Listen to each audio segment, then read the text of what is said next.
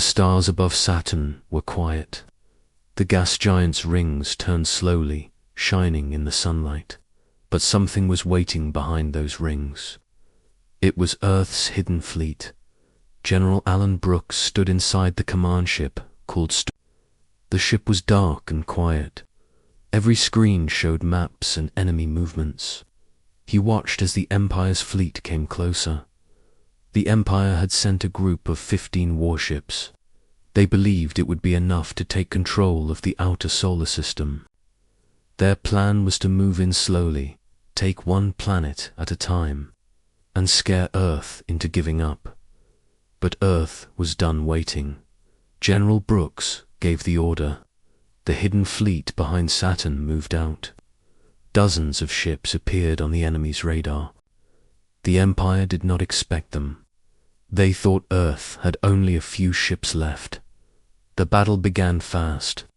Earth's ships fired powerful energy beams and high-speed missiles. The Empire ships were hit hard. One exploded in seconds. Another tried to escape, but was trapped by 3 Earth fighters. Admiral Rukon, the leader of the Empire fleet, ordered his ships to form a shield wall. But Earth's ships were faster. They moved like shadows, hitting from all sides. Earth used a new system that let their ships move without being tracked for a few seconds at a time. This confused the Empire. General Brooks stood firm. He gave orders in a calm voice. His officers moved quickly. They knew this was the moment Earth had waited for. On board the Empire flagship, Admiral Rukon was in shock. He shouted at his crew to fight back. But they could not find targets. Earth's stealth ships disappeared and reappeared like ghosts. One by one, Empire ships were destroyed. Only 4 managed to escape. They left fast, sending emergency messages back to the Empire. The message was clear. Earth had more power than anyone expected. Back on Earth, President Mitchell received the report. She did not smile. She knew this was just the beginning. She told her advisors to prepare for a counterattack. People across Earth still did not know about the full war. They only saw small reports about space events. Most believed things were under control. Only a few understood how close the danger had come. On the moon, new war machines rolled out of hidden hangars. They were shaped like spiders and carried strong weapons. These machines were made for ground combat on other planets. Earth was not just going to defend anymore. It was going to take the fight to the enemy. In the cold caves of Mars, a special unit trained in silence. They wore armor that could bend light and sound. These soldiers were part of Project Shadowline. Their mission was to land on Empire worlds and destroy key systems. General Brooks visited one of the new launch bases. He spoke to a group of young pilots. He told them the Empire had been warned. Now it was time to show them what humans could do. The pilots listened carefully. They had trained in secret. Some had never even left the base before. Now they were ready. They walked to their ships without fear. In the dark of space, Earth sent out small probes. These probes could travel fast and hide from sensors. They flew toward Empire territory. Their job was to find weak points. Empire leaders gathered in a tall silver tower on their capital planet. They watched the reports with growing worry. First, the scout ship was lost. Then the attack on Earth failed. Now a whole fleet was gone. High Lord Tyrannus slammed his hand on the table. He demanded answers. He asked if the humans had help from another species. No one answered. They had checked. No other power was involved. The Empire had always believed they were the strongest. But now fear was growing. One of the spies from the Empire had been living on Earth in secret. He sent a final message before vanishing. He said, "The humans have hidden their strength. What we saw before was only the surface. The Empire sent new orders. They would build a larger fleet. They would not lose again. But they still did not understand the full truth. Back at Saturn, Earth's fleet cleaned up the battlefield. They saved what they could from the destroyed Empire ships. Engineers studied the parts. They looked for ways to use the enemy's own tools against them. General Brooks returned to Earth for a meeting with President Mitchell. They looked over the map of the galaxy. Many Empire worlds were far away, but some were close enough for attack. They planned the next move. Earth would not wait for the Empire to strike again. The next phase would begin soon. And this time, the Empire would feel fear. In a control room deep under the ocean, a special signal was sent. All across Earth, the message appeared on secret screens. It had just one sentence. Phase 2 is live. The real war was about to begin. Empire worlds near the edge of their space were quiet. People lived normal lives. Soldiers at outposts drank warm drinks and watched the sky. They had heard about a small fight near Earth, but no one was worried. The Empire had always won. That was about to change. In the darkness of deep space, Earth's fleet moved fast and silent. Their ships used new drives that left no trace, no signal, no light. They called it slip movement. It let them cross huge distances in a short time. Admiral Rachel King stood on the bridge of the ship Iron Will. Her crew waited for orders. She looked at the map in front of her. The target was a communication hub on the Empire's border. It sent messages to 20 nearby systems. If they cut that link, those systems would be blind. The order was given. Earth's ships jumped forward. They came out of slip movement just outside the station. The enemy saw them only seconds before the attack began. Earth's ships hit hard. Missiles and beams destroyed the main power lines. A wave of small stealth drones disabled the defense turrets. In just 6 minutes, the hub was gone. The Empire could not send a message for help. Admiral King gave the next order. Move to the fuel depot on the nearby moon. It took only 4 minutes to reach it. Empire workers tried to run, but Earth's forces were fast. The depot exploded. Flames reached high into the sky. Other Earth teams struck at the same time in different places. On a jungle planet named Veros, soldiers from Project Shadowline landed without warning. They destroyed a base hidden deep in the trees. On the ice planet Revia, a human squad hacked into the Empire's weapon system and turned it off. The Empire did not understand what was happening. Their messages stopped coming. Their maps showed systems going dark. Fleets were sent out, but they found nothing. The enemy had come and gone. On the Empire's homeworld, High Lord Tyrannus sat in silence. He looked at the reports. They made no sense. How had Earth done this? Where were these ships coming from? He had no answers. The Imperial War Council gathered in panic. They argued loudly. Some wanted to send all forces to Earth.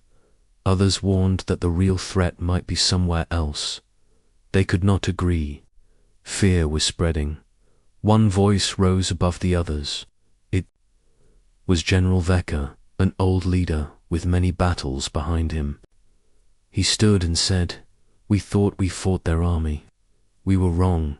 That was only their wall. Now we face the ones who were behind it."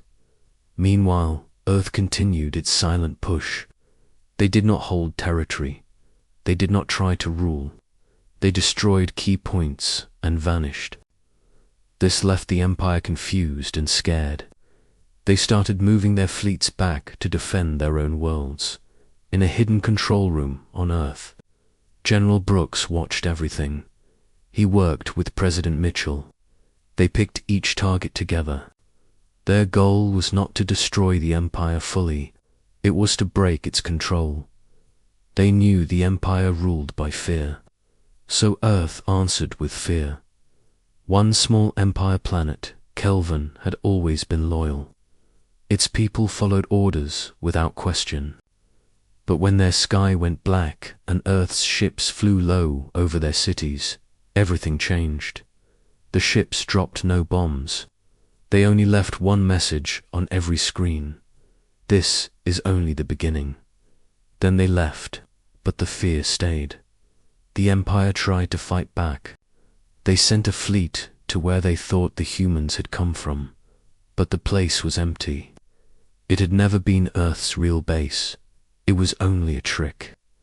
The Empire wasted time and fuel. Soon, smaller empires and planets under Imperial rule started to ask questions. They saw the Empire losing. Some refused orders. Others stopped sending resources. The cracks in the Great Wall were growing. Back on Earth, the people started to learn the truth. The news showed parts of the story. Some cheered, others were afraid. But most now knew one thing. The war was not just about Earth anymore. It was about the future of the galaxy. Admiral King stood by the window of her ship. She looked at the stars and said quietly, "We are not just defending Earth, we are changing the game." She was right. The old ways were breaking. The Empire was no longer the only power. A new force had entered the stars, and it had not come to ask for permission. In the Empire's deepest vault, a final message from a spy was read by High Lord Tyrannus. It said, "You do not understand humans. You think you saw their army, but the truth is worse. Their real strength is their will, and that will does not break." Tyrannus sat in the dark. He did not speak. The war was far from over. But the Empire now knew something they had never believed before. The sky above the Empire's capital world was quiet. No alarms, no warnings, just peace. But the peace would not last. High above the surface, hidden in the black of space, Earth's real army had arrived. Admiral Rachel King stood inside the command center of the lead ship, the Valar. The fleet behind her was made of Earth's best ships. Every one of them had been built in secret. Every one of them had fought and won in silence. Now they were here. The final move had begun. President Mitchell appeared on the screen. She spoke to Admiral King in a calm voice. "This is the last step. We do not want to destroy them, but we will finish this if they leave us no choice." Admiral King nodded, understood. The fleet moved closer to the Empire's planet. Still, no warning came. Earth's ships had technology that blocked sensors. They were ghosts in the stars. Inside the Empire's war hall, leaders were still arguing. Some believed Earth would not dare strike the heart of the Empire. Others were scared. High Lord Tyrannus sat in silence, looking at a blank screen. He knew they had pushed too far. Then the alarms began. Empire sensors picked up something near the edge of the system. Not ships, just strange signals. Before anyone could react, the sky above the capital lit up. Earth's fleet had come out of stealth. Panic broke out. Defense stations rushed to power up, but it was too late. Earth's first wave struck fast. Missiles cut through shields. Beams of energy disabled power grids. Small drones landed on stations and shut them down from the inside. Admiral King did not order full destruction. Instead, her ships hit command towers, not homes. She sent a message to the Empire before the next wave. "This is Earth. We are not here to conquer. We are here to end this war. Surrender and we will stop. Resist and we will bring your empire to the ground." The message played across the Empire's networks. On every screen, in every language. It was not loud. It was not angry. It was clear. Some Empire ships fired back. Earth's fleet defended without delay. In less than 15 minutes, most of the Empire's defense was gone. High Lord Tyrannus stood up and looked at the flames outside. He turned to his council. Call them. Tell them we are ready to talk. The call reached Earth's fleet. A small ship was sent to meet. Inside it, Admiral King sat across from High Lord Tyrannus. No guards, no weapons, just two leaders. He looked at her for a long time. Why now? She answered. Because now you believe us. The Empire agreed to Earth's terms. They would stop all attacks. They would free the worlds under their control. They would end their rule by force. The war was over, not because Earth had destroyed the Empire, but because Earth had shown it could dot. Back on Earth, people watched the news. At last, they knew the truth. Their planet had not only had won, but they had not done it alone. They had done it by standing together, by trusting those who had prepared in silence. General Brooks gave one final order. All Earth forces were to return home. There would be no occupation, no flag raising, only peace. The fleet returned. Soldiers stepped off their ships. Scientists returned to their labs. Pilots hugged their families. President Mitchell stood before the world and said, "We never wanted war, but we refused to bow. We showed the stars that Earth stands strong, and now we move forward in peace." Across the galaxy, other empires took notice. They saw that power alone did not win wars. Willpower, unity, and preparation did. The stars were no longer ruled by fear. Earth had changed everything. And in the quiet of the night sky, one truth remained. The real army had arrived. And it had done what no one thought possible. Asterisk the sky above. The Empire's capital world was quiet. No alarms, no warnings, just peace. But the peace would not last. High above the surface, hidden in the black of space, Earth's real army had arrived. Admiral Rachel King stood inside the command center of the lead ship. The Valar, the fleet behind her, was made of Earth's best ships. Every one of them had been built in secret. Every one of them had fought and won in silence. Now they were here. The final move had begun. President Mitchell appeared on the screen. She spoke to Admiral King in a calm voice. "This is the last step. We do not want to destroy them, but we will finish this if they leave us no choice." Admiral King nodded, understood. The fleet moved closer to the Empire's planet. Still, no warning came. Earth's ships had technology that blocked sensors. They were ghosts in the stars. Inside the Empire's war hall, leaders were still arguing. Some believed Earth would not dare strike the heart of the Empire. Others were scared. High Lord Tyrannus sat in silence, looking at a blank screen. He knew they had pushed too far. Then the alarms began. Empire sensors picked up something near the edge of the system. Not ships, just strange signals. Before anyone could react, the sky above the capital lit up. Earth's fleet had come out of stealth. Panic broke out. Defense stations rushed to power up, but it was too late. Earth's first wave struck fast. Missiles cut through shields. Beams of energy disabled power grids. Small drones landed on stations and shut them down from the inside. Admiral King did not order full destruction. Instead, her ships hit command towers, not homes. She sent a message to the Empire before the next wave. "This is Earth. We are not here to conquer. We are here to end this war. Surrender and we will stop. Resist and we will bring your empire to the ground. The message played across the empire's networks. On every screen, in every language. It was not loud. It was not angry. It was clear. Some empire ships fired back. Earth's fleet defended without delay. In less than 15 minutes, most of the empire's defense was gone. High Lord Tyrannus stood up and looked at the flames outside.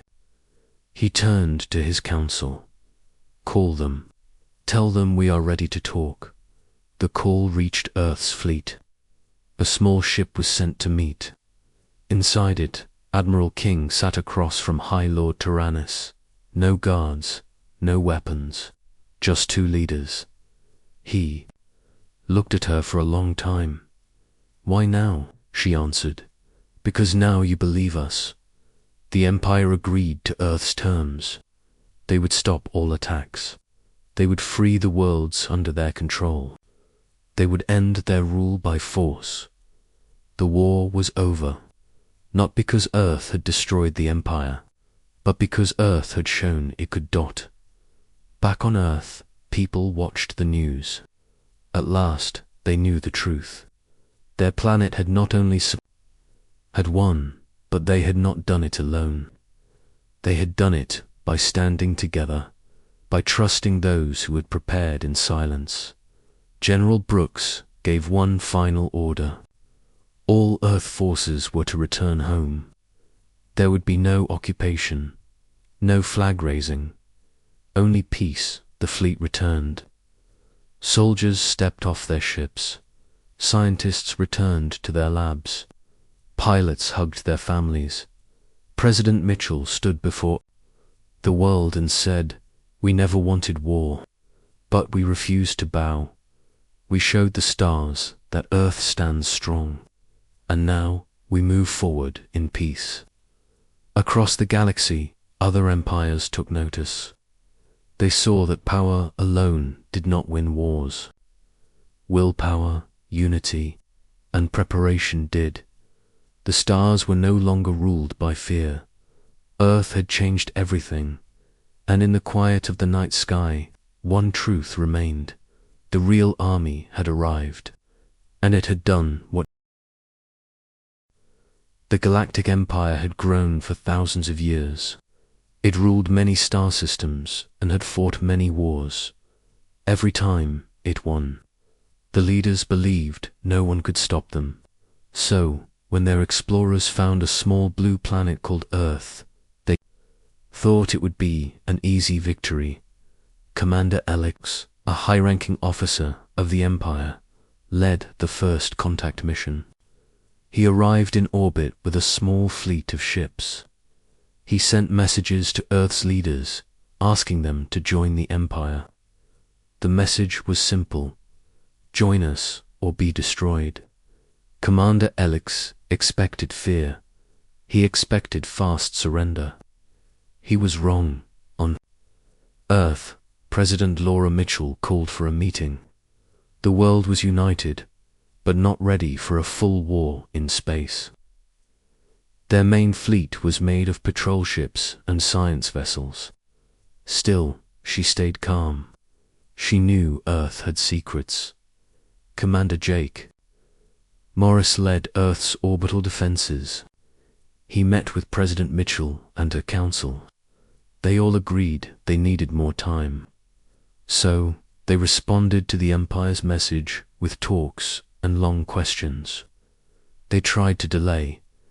The Empire thought Earth was weak. They believed the humans were scared. They sent more ships to show power, but still waited for surrender. While the Empire watched, Earth started to prepare. Deep underground, in hidden bases, old programs were waking up. These programs had names like Project Sentinel and Vault Initiative. They had been kept secret for many years. Even most leaders did not know everything about them.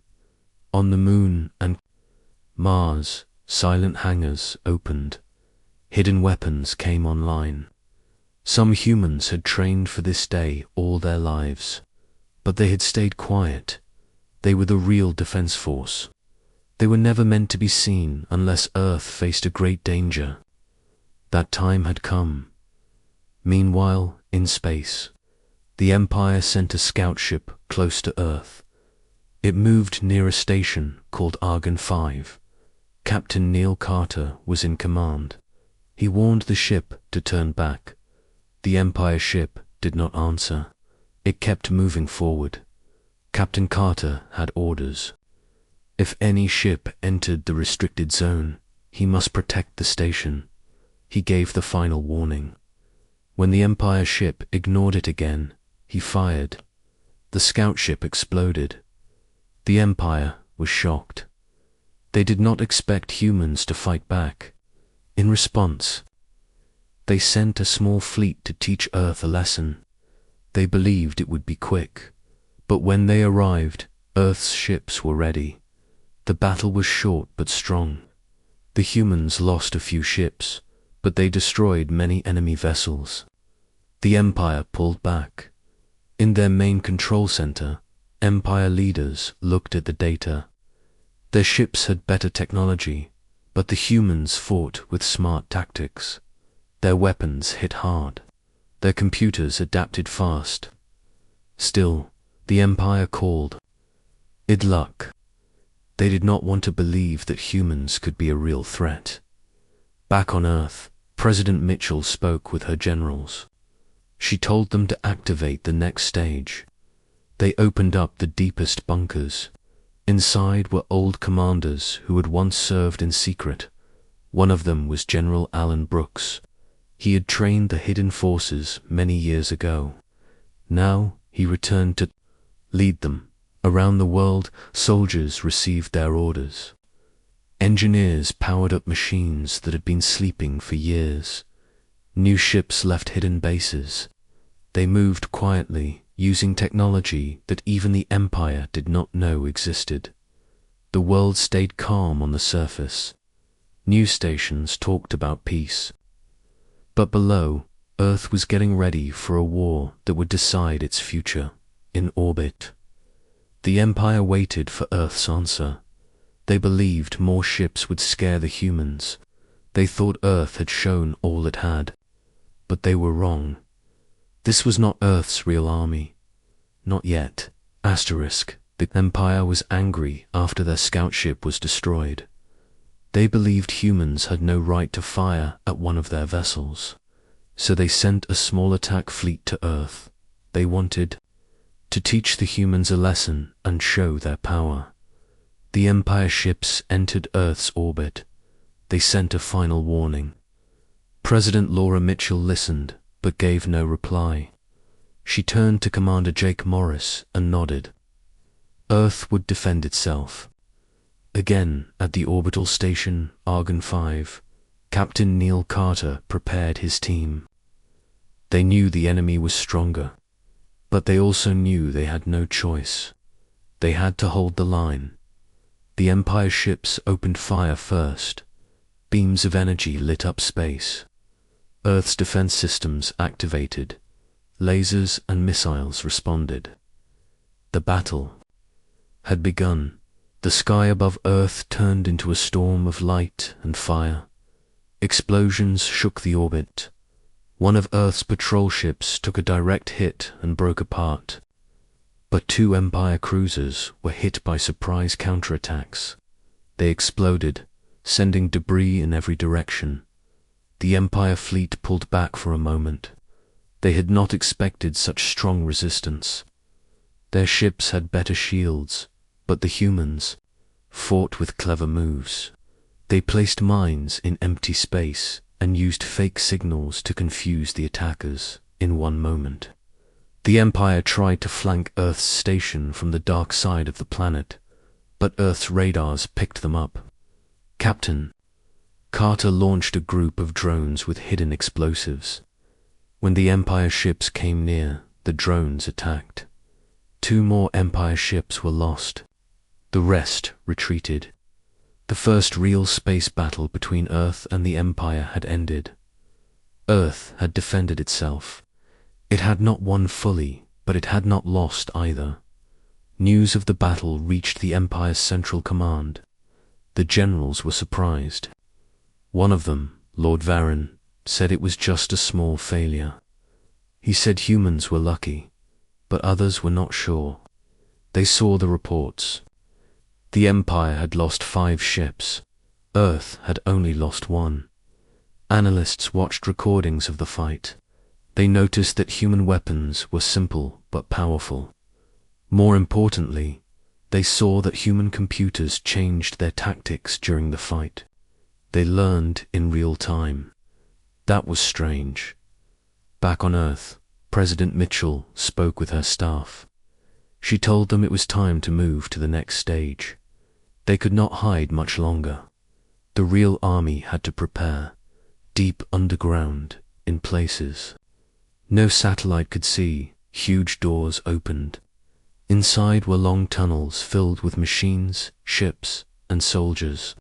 Some of them had been training for 20 years without ever going into public. They wore black uniforms and used gear never shown before. General Alan Brooks stood at the center of it all. He looked over a large map of the solar system. He pointed to several locations. Bases on the Moon and Mars came online. Orders were sent. Ships that had never flown before lifted off. One of these ships, the Horizon Blade, left a hidden base on Mars. It carried stealth systems and a new type of engine. The Empire had no idea it even existed. In space, the Empire sent another message to Earth. They demanded surrender again. This time they added a threat. They would send a full fleet if Earth did not obey. President Mitchell replied with one sentence. She said, "You have not met our real army yet." The message was short, but it made some Empire leaders nervous. Still, they believed they were in control. While they waited for Earth's answer, Earth's secret forces kept moving. Hundreds of small craft, armed with weapons stronger than anything seen before, gathered behind the Moon. They would not attack yet. They would wait, but they were ready. In orbit, Earth repaired its damaged stations. New satellite weapons came. Online, many of them had been hidden under the oceans and were now moved to space. The planet was not just defending anymore. It was preparing for something bigger. The people of Earth did not know the full truth. Most of them thought the government was still talking with the Empire. Only a few leaders knew that war had already begun. Captain Carter sent a message to his crew. He said they had done well. He told them they were part of something larger. He told them they were the first line, but not the last. In a quiet command room on Earth, General Brooks looked at a timer. It counted down to the next phase. He whispered to himself, "They still think this is all we have." The Empire waited for Earth's answer. They still did not know that Earth had